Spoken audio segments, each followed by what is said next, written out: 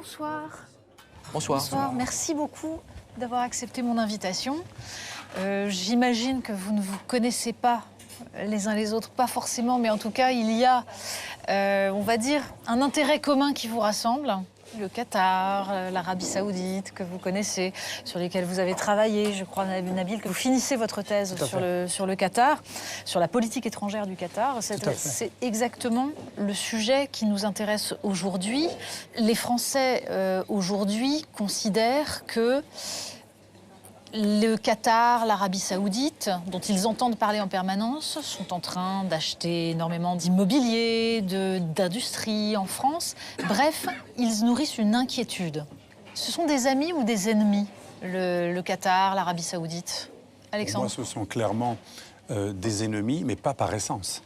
Ce sont des ennemis s'ils continuent à délivrer ou appuyer chez nous un message de subversion de nos valeurs, un message qui sape nos valeurs. L'ennemi, c'est celui qui vient chez vous, dans votre propre précaré, porter atteinte à vos valeurs fondamentales, notamment ces États aimeraient que les musulmans chez nous ne soient pas intégrés et ils font tout pour les séparer du reste de la communauté en distillant un sentiment paranoïaque, notamment en finançant, et c'est pas le Qatar, hein, c'est les frères musulmans, mais appuyés par le Qatar, en finançant des organisations qui font croire que les Français seraient consubstantiellement anti-musulmans. Le fameux thème de l'islamophobie, qui est le carburant de l'islamisme totalitaire, eh bien, c'est leur principale activité, avant même de convertir au niveau de la pratique religieuse, faire diffuser un sentiment de paranoïa collective pour favoriser un sentiment de repli. Mais le Qatar, l'Arabie Saoudite sont nos alliés actuellement.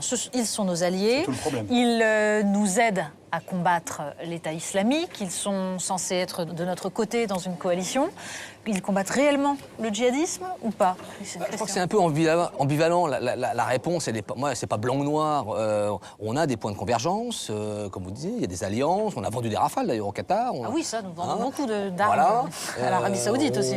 On a un commerce important, ils investissent en France, donc c'est bénéfique aussi pour les deux pays. Et puis c'est vrai qu'il y a des points, j'appelle ça des angles morts, où là, il y a des vigilances. Et évidemment, sur la religion, alors traditionnellement, c'est plutôt l'Arabie qui a exporté dans les années 70, 80, le wahhabisme. Mais d'ailleurs, avec l'approbation des Français, des autorités françaises, c'est-à-dire qu'il y a un feu vert. Personne n'a jamais dit non. Quand les Saoudiens financent une mosquée en France, ils reçoivent toutes les autorisations à Cannes ou à Nice. Après, le Qatar, effectivement, est un nouveau venu, donc il s'installe aussi sur ce créneau-là. Alors c'est vrai que sur le terrorisme, il y a quelques zones d'ombre.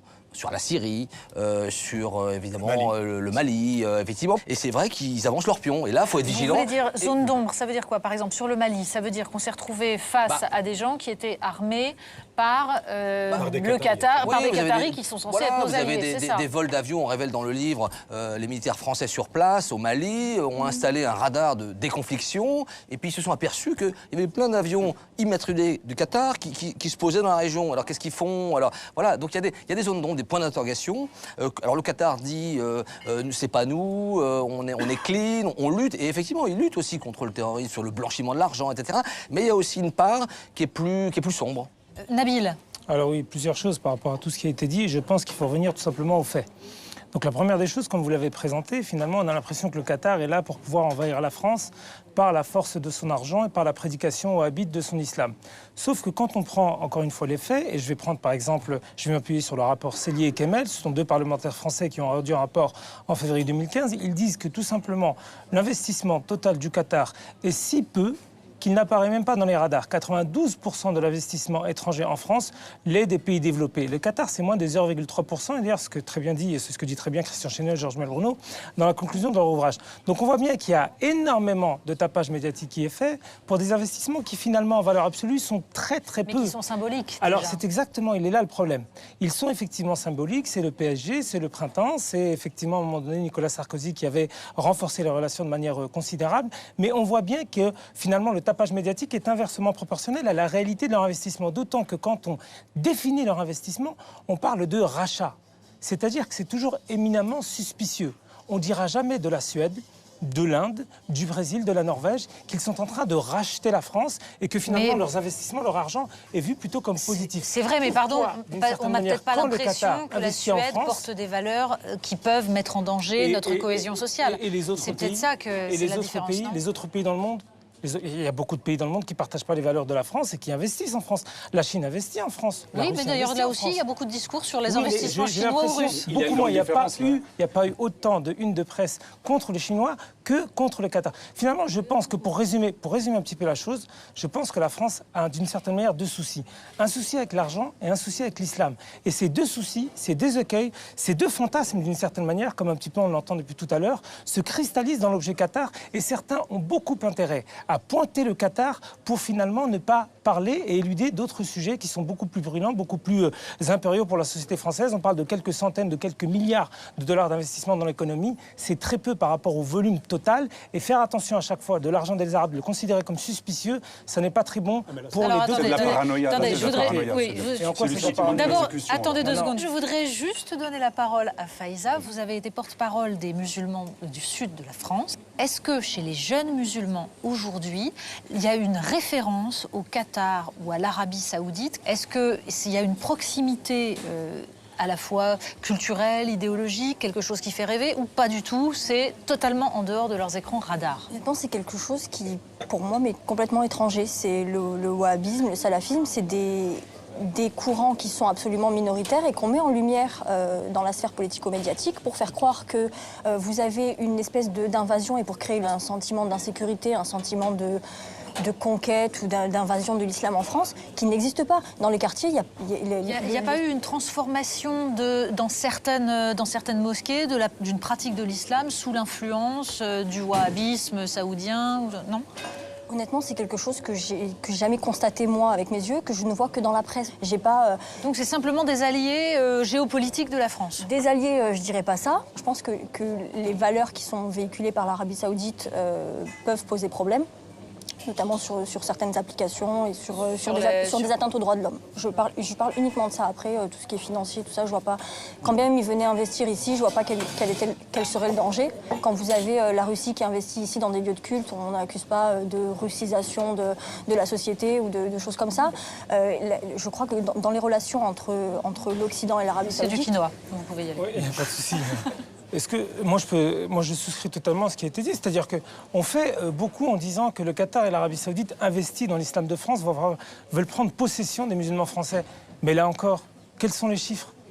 Ce sont très peu de mosquées en France qui sont financées réellement par ces pays-là. Et lorsque les mosquées sont financées par ces pays, ça passe par des circuits officiels. C'est-à-dire que l'État fait très très attention. Le Qatar sait qu'il marche sur des œufs.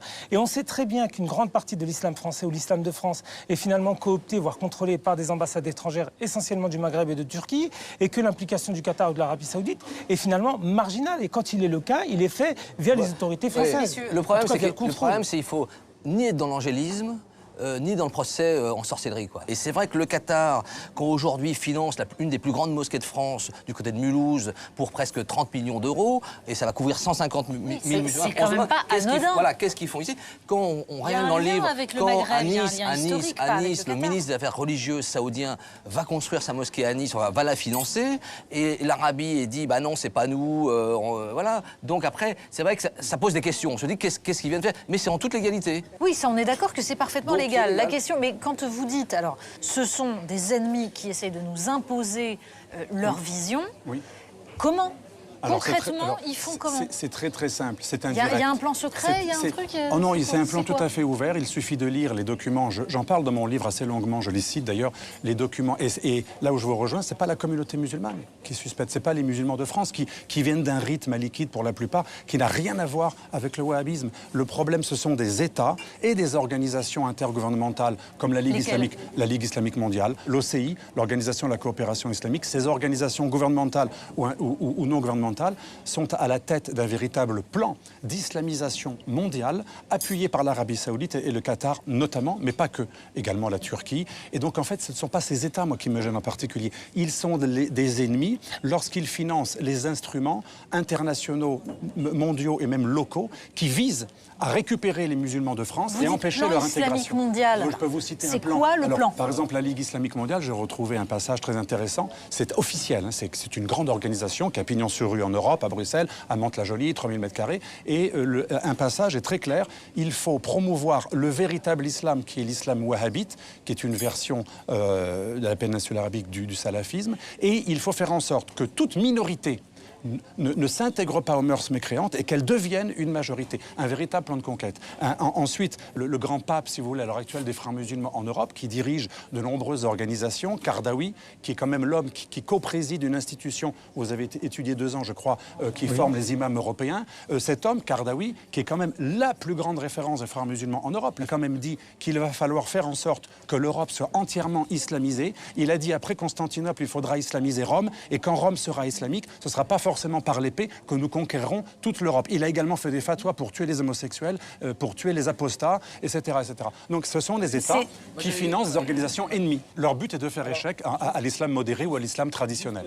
Il y a un danger de faire échec aux différents islams traditionnels. Il faut voir vis-à-vis du Qatar et de l'Arabie Saoudite la même relation qu'on a vis-à-vis des autres pays. C'est-à-dire que dès lors qu'ils sont dans le registre de la loi ici en France, il faut accepter tout simplement l'investissement et être strict dès lors que la loi est dépassée. 1. 2. Ce qui me gêne un petit peu dans le discours depuis tout à l'heure, c'est qu'on a l'impression que finalement, l'Occident accepte l'évolution des sociétés musulmanes uniquement lorsque cette évolution correspond à ses intérêts. C'est exactement ce que dit M. Delval. Est-ce que c'est problématique? Ce que dit son ouvrage. Est-ce qu'il n'est pas logique que l'Occident s'inquiète de volontés telles qu'elles sont décrites là, à savoir l'idée d'une conquête sur leur territoire? Mais parce que cette volonté, elle est en grande partie fantasmatique. Elle est en grande partie fantasmatique. Le programme... Mais évidemment, c'est pas question de... Mais vous dites en grande partie. Vous dites en grande partie, ça veut dire que ça y est quand même?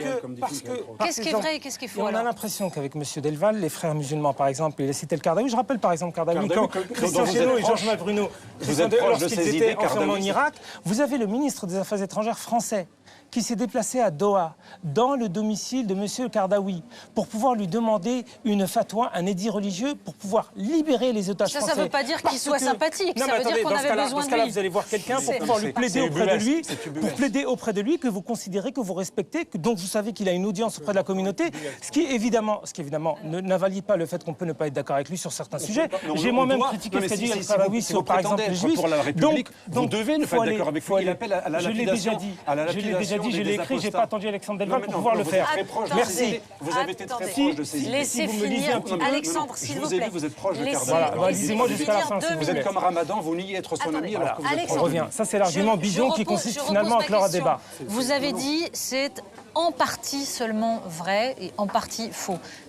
C'est en quoi en partie vrai, en quoi en partie faux, le fait qu'il y ait une volonté de conquête sur le territoire, ou en tout cas d'imposition de valeurs. Donc là, c'est fantasmatique. Alors, vous dites c'est fantasmatique en Europe. Mais l'UEF, par exemple, qui est finalement, d'une certaine manière, l'émanation est complètement légaliste. Jusqu'à aujourd'hui, on ne les a pas interdits. Jusqu'à aujourd'hui, elles n'ont pas été... C'est un tort, c'est une erreur de ne pas avoir interdit. Il faut interdire, à mon avis, il faudrait interdire les frères musulmans. Vous savez, je vais vous donner un exemple. Programme des frères musulmans. Je rappelle, par exemple, que chez les frères musulmans, ils ne le citent pas en Égypte. Le vice-président des frères musulmans, en 2011, du Parti Justice et Développement, était un chrétien. Il ne dit pas, par exemple, que Michel Sabat, qui est l'ancien patriarche de Jérusalem, disait que le Gaza protège le Hamas protège. Le Hamas protège, par exemple, les chrétiens de Gaza. Il ne dit pas, par exemple, qu'en 2011, El Nada a envoyé la moitié de ses élus qui étaient des femmes, c'est-à-dire que le taux de parité dans ce parti proche des frères musulmans était supérieur, d'une certaine manière, que le taux de parité des... Vous êtes proche des frères musulmans? Écoutez, moi, je suis musulman, comme je suis... Non, mais je vous demande, je sais que vous êtes musulman, mais je vous demande si vous êtes proche des frères musulmans. Avouez vos convictions, monsieur. Mais on n'est pas dans un tribunal. Je vous posais juste une question sans accusation. Non, pas vous. Voilà. C'est vrai que c'est un vrai Christian, stop. C'est une vraie question, les frères musulmans. Et d'ailleurs, même les pays du Golfe sont divisés. Vous avez le Qatar qui est plutôt proche des frères musulmans et qui dit les frères musulmans, c'est l'avenir du monde arabe parce que la société, les traditions, il y a un islam politique. Et puis de l'autre, vous avez par exemple les Émirats, qui sont farouchement contre, qui disent c'est des terroristes, il faut tous leur couper la tête. Donc, même au sein du monde arabe, il y a des débats qui sont très rudes et ils se tirent entre guillemets la bourre entre les deux. Et c'est vrai que le problème en France, c'est que il y a un problème de financement des mosquées. En France, réexpliquez-nous, les frères musulmans, ils sont représentés par l'UOIF. Et c'est légal, etc. Non, mais légal ne veut pas dire forcément légitime. Voilà, mais après... c'est autre chose. Après, c'est validé par les autorités françaises. Mais l'autre problème, on l'évoque un petit peu, c'est un peu les valeurs. Et le problème, le wahhabisme, il est prosélyte. Et c'est vrai que là, je rejoins Alexandre, c'est-à-dire que là, depuis les années 70, il y a ce qu'on appelle la dawa, la prédication, c'est quand même de répandre la bonne parole. Et on la répand... Alors avant, c'était des bouquins, maintenant, c'est plutôt l'Internet. Et c'est vrai qu'il faut être vigilant, parce que là, ça touche tout le monde, et l'Internet, on peut avoir facilement accès. Mais Faiza, il y a une modification des pratiques de l'islam. On la voit tous, qu'il y a un islam qui est de plus en plus rigoriste, qui se répand, qui n'est pas forcément la pratique que pouvaient avoir des générations il y a 10 ans, il y a 20 ans. Pourquoi ? Est-ce qu'on a des chiffres là-dessus? À chaque fois qu'on me pose la question de pourquoi il y a plus de femmes voilées en France qu'avant, pourquoi les jeunes filles elles se mettent à mettre des jupes longues au collège, pourquoi est-ce que les hommes ils se laissent maintenant pousser la barbe et qu'il n'y avait pas... Est-ce qu'on a des chiffres là-dessus? On n'a aucun chiffre, on n'a aucune preuve là-dessus. Oui, l'Institut Montaigne, donc on n'a pas de chiffres. Qui a mené une étude. C'est vrai que le niqab, c'est quand même une nouvelle apparition sur la scène française. Non, mais là je parle pas du niqab, le niqab c'est interdit, ça, là il faut le sortir du débat, le niqab est interdit en France, c'est terminé. Et surtout, il y a eu cette étude de l'Institut Montaigne expliquant que 26% des musulmans estimaient, si je me souviens bien, que les valeurs religieuses prévalaient sur les valeurs de la République, et cette proportion était beaucoup plus forte chez les jeunes. Et c'est quelque chose, aujourd'hui, qui peut inquiéter peut-être. Et pour quelle raison est-ce qu'on serait inquiet d'une pratique de l'islam? Pour quelle raison est-ce qu'on devrait s'inquiéter de la pratique religieuse des citoyens français? Pourquoi est-ce que les musulmans... Non, on est inquiet de l'islamisme, pas de l'islam. L'islamisme qui n'est pas l'islam d'origine. Tout dépend ce que vous appelez islamisme, monsieur. Quand on prend, pour exemple, vous avez cité tout à l'heure la mosquée de Nice qui était financée par le ministre des Cultes saoudien, il n'y a aucun lien au sein de cette mosquée que je fréquente plusieurs jours par semaine, il n'y a aucun lien au sein de cette mosquée entre le propriétaire et le type de discours qui y est tenu. C'est un imam qui est d'origine algérienne, qui est professeur dans un collège.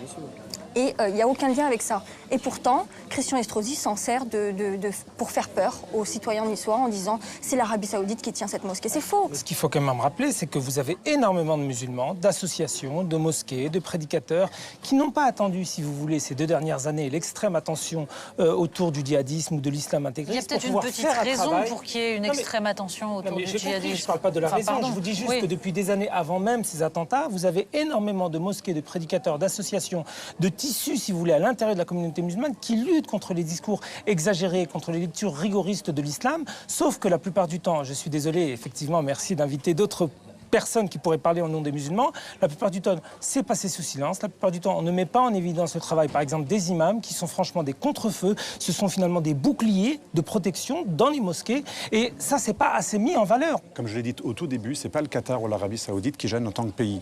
C'est un discours qui vise à la séparation des communautés, à la non-mixité entre musulmans et non-musulmans. Un discours qui n'est pas le vôtre. Tant mieux, qui n'est pas celui de mes amis musulmans, tant mieux, qui n'est pas celui de certains imams comme l'imam Chalgoumi, mais qui est quand même le discours qui est celui de nombreux imams, pas uniquement de l'Arabie Saoudite et du Qatar, mais aussi de la Turquie, avec le Mili Gurush, qui maintenant s'est rapproché de toutes les mosquées qui étaient gérées par les ministères du culte turc, également du Maroc. On a aujourd'hui à la tête du Conseil français des cultes musulmans des représentants d'États ou d'organisations islamiques qui ont une vision littéraliste, radicale et même politisée de l'islam, parce qu'ils veulent faire de l'islam une communauté qui se séparerait du reste, qui serait suspect. Les mécréants... Mais c'est votre discours, à vous deux d'ailleurs. Les non-musulmans seraient anti-musulmans, il y aurait une islamophobie générale. Je ne suis absolument pas d'accord avec cette vision. Il n'y a pas de suspicion.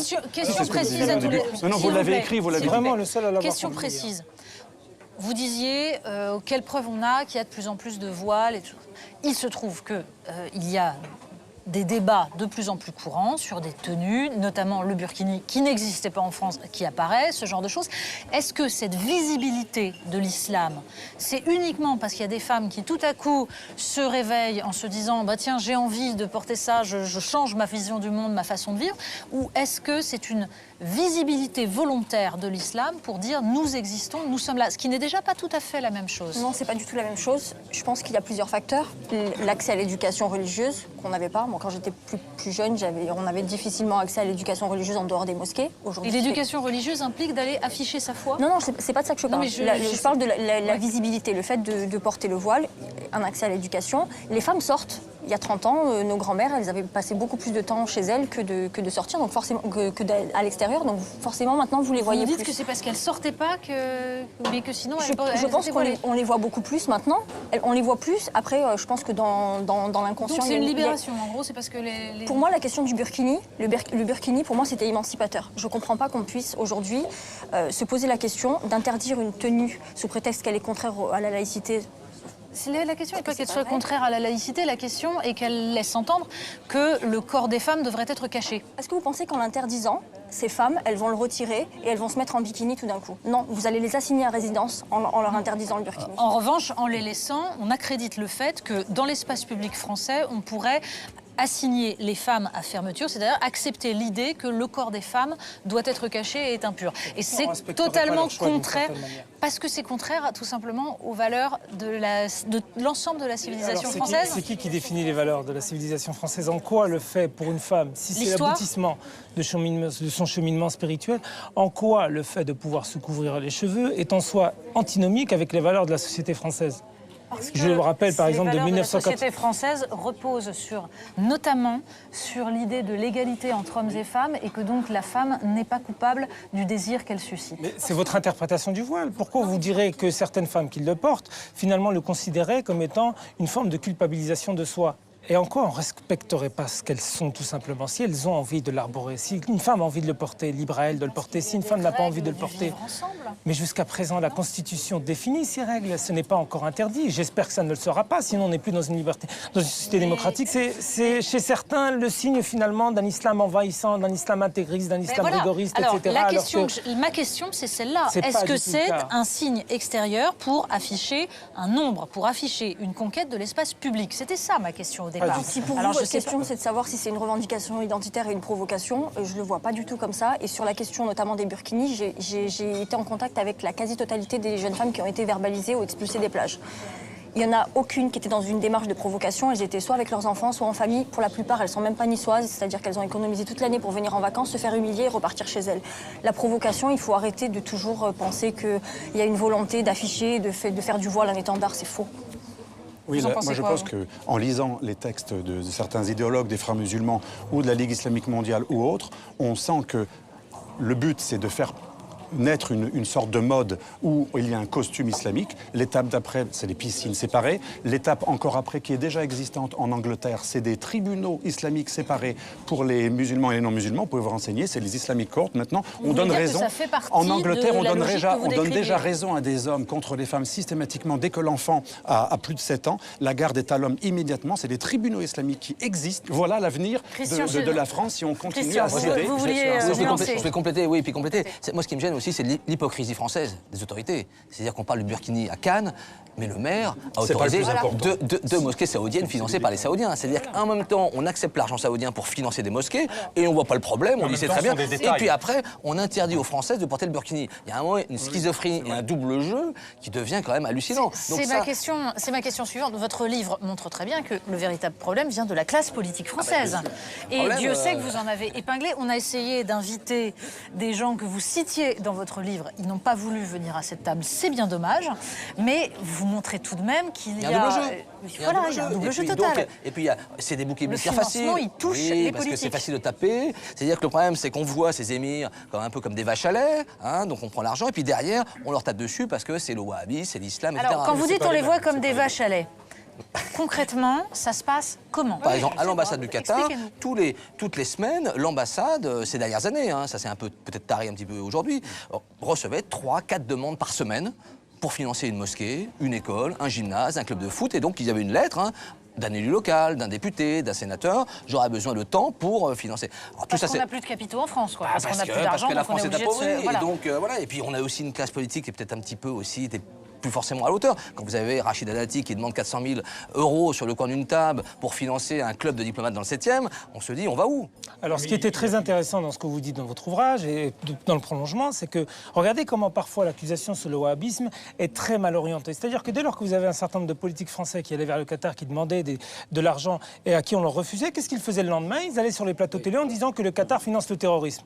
Finalement, l'opinion publique pensait que le Qatar jouait double jeu, mais ce qui motivait la déclaration du politique, c'était finalement une forme de règlement de compte par rapport à un refus qu'on lui avait signifié le jour d'avant. Ce qui est franchement au-delà de l'hypocrisie, du mensonge et ôté. Est-ce que ça n'est que ça? C'est-à-dire qu'il y ait des hommes politiques absolument hypocrites, c'est une chose. Très attention. C'est-à-dire que c'est des boucs émissaires faciles. C'est facile de taper dessus. Et ça, c'était très facile. Et ils ont du mal à se défendre. Bon dos pour pouvoir finalement supporter ce genre à la fois d'ineptie et honnêtement de malhonnêteté, voire davantage. Je suis entièrement d'accord, mais pour autant, les financements par le Qatar Qatar, ils existent, oui, ce sont des oui, faits. bien sûr. Non, mais attendez, Oui. Et dans quel but? Bah, c'est se créer une clientèle. Une influence. d'influencer. C'est de la réelle politique, c'est parce que c'est du sain commerce, c'est de la naïveté. Qu'est-ce que Non, mais c'est exactement? il y a plusieurs niveaux de corruption. Il y a la corruption personnelle, c'est qu'on cite ce député socialiste du Nord, Nicolas Besse, lui qui demandait des chaussures, qui demandait des billets d'avion, de l'argent. De la bonne vieille corruption là, classique. Ça, c'est voilà. Et puis il y a aussi, alors après, il y a des circuits de corruption qui sont plus lourds, ceux qui viennent des grands contrats, avec l'Arabie, le Qatar, effectivement, ce qu'on appelle les rétrocommissions. Là, effectivement, il y a du lourd, quoi. Donc tout ça, il y a tout un éventail, parce que il y a énormément d'argent, parce qu'il faut pas le.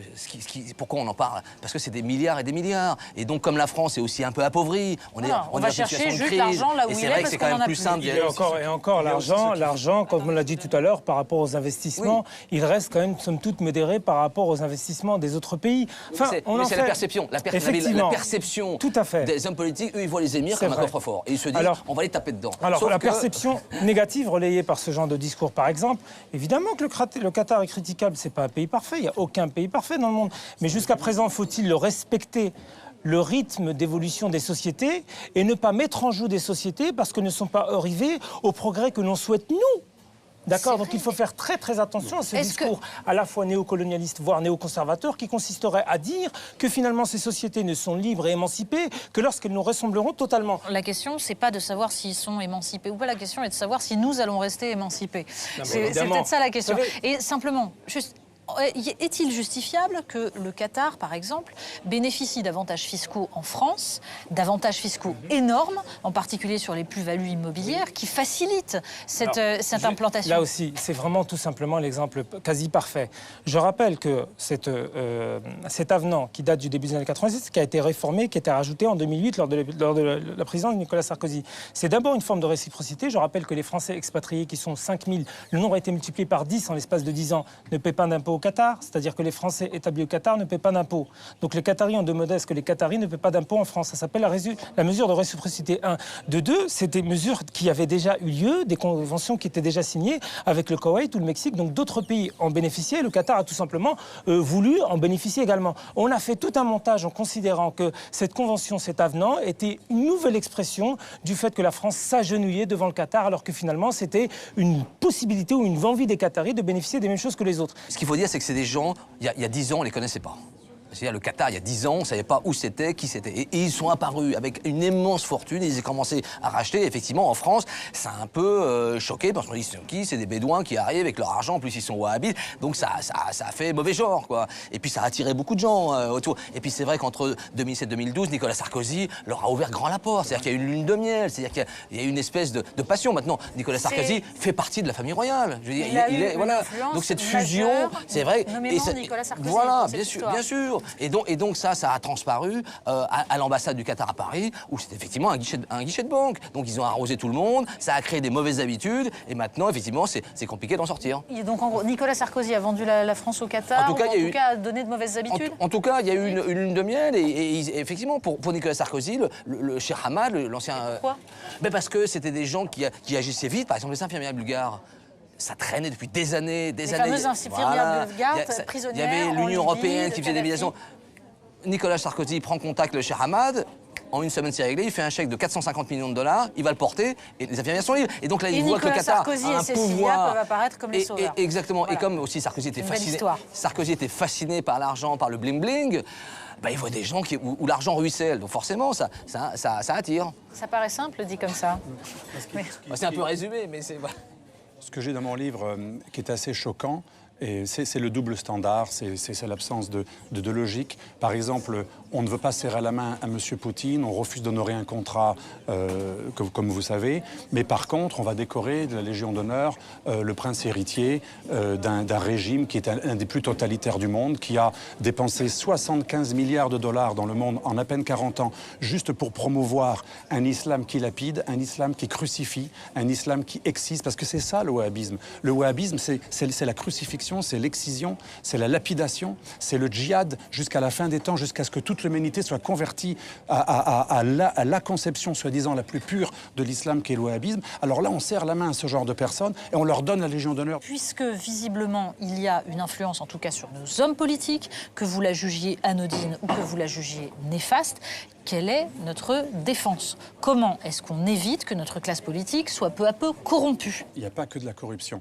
Ce serait réduire le débat, j'ai rien contre votre livre, mais ce serait réduire le débat que de rester uniquement à cette partie des Rolex. À mon avis, c'est un épiphénomène, c'est pas le plus important. Il y a pire que ça, il y a une compromission idéologique et morale et une démission de nos hommes politiques qui n'ont plus le sens de l'État, qui se contrefichent que leur propre civilisation judéo-chrétienne, je m'excuse, mais notre civilisation, elle est judéo-chrétienne. On est dans un pays judéo-chrétien, les musulmans sont les bienvenus, mais ils doivent accepter qu'ils sont dans un pays judéo-chrétien. Il y a des règles qui sont à la fois judéo-chrétiennes et laïques, parce qu'il n'y a pas que des croyants, il y a aussi des non-croyants. Il y a donc des valeurs à respecter. Et donc on n'est pas n'importe où. On dit ça comme si les musulmans ne le respectaient pas, ces je valeurs. dis pour tout le monde. Vous savez, d'ailleurs, Ils sont les bienvenus, comme si on était des étrangers qui étaient bienvenus à une table. Les bouddhistes ne se plaignent jamais. Est-ce que vous avez déjà vu des problèmes avec les Sikhs? Est-ce que je peux... Vous voyez, vous me coupez également, donc on est pareil. Est-ce qu'il y a un problème avec les Sikhs, avec les bouddhistes, avec les hindouistes? Non. Pourquoi? Parce qu'avec l'islam, il y a un problème politique. Les gens qui ont voulu vous instrumentaliser... Oui, si vous me laissez finir, il y a un problème politique avec l'islam parce que ceux qui veulent encadrer les musulmans et l'islam dans ce pays, les pôles du totalitarisme islamique, ils voudraient avoir une lecture politique qui vise à créer une communauté séparée du reste de la communauté française. Et ils veulent faire ça dans toute l'Europe. Il y a un projet d'embrigadement et c'est ça le vrai problème. Et c'est pour ça qu'il y a un problème qu'avec cette religion et avec aucune autre. L'autre problème, on a un peu abordé, c'est que la France s'est appauvrie. En face, vous avez un coffre-fort avec des gens qui sont immensément riches. Et le problème, c'est que notre diplomatie a parfois été influencée par ça. Et là, j'allais dire, la dictature des contrats, la danse du ventre des contrats, ça peut aussi orienter notre politique. On l'a vu sur l'Égypte, où officiellement, au début, on voulait la libération du président Morsi, puis après,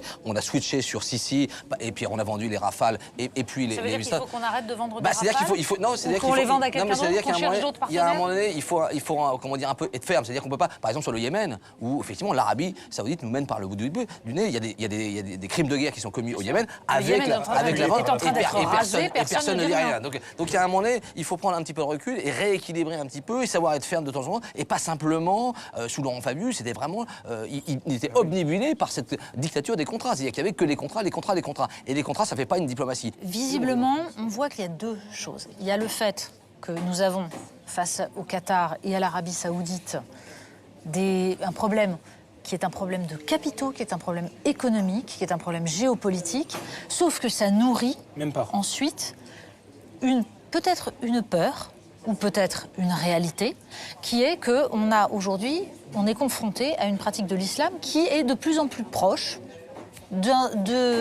on va dire, du wahhabisme saoudien, dans certains endroits. En tout cas, ça crée des tensions, ça crée des difficultés. Sans doute que les politiques sont les premiers coupables au départ. Écoutez, on est obligé de conclure ce débat. On pourrait le continuer. En tout cas, je vous remercie. Je vous remercie d'avoir accepté de discuter et d'aller au fond des choses. Bonsoir.